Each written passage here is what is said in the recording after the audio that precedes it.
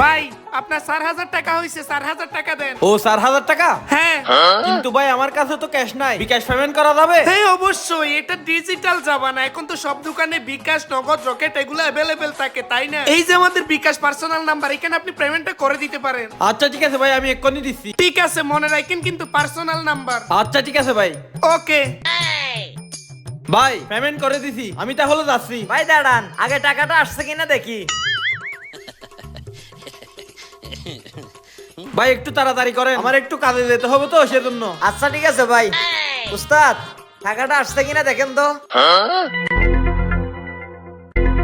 কই কোনো টাকাই তো আসে নাই ভাই, আপনি টাকাটা পাঠান না। কি বলেন ভাই, টাকা যায় নাই? আমি তো মাত্রই টাকা পাঠালাম। ওই যে বলতেছে টাকা পাঠাইছে, কিন্তু এই নাম্বারে তো টাকা আসে নাই।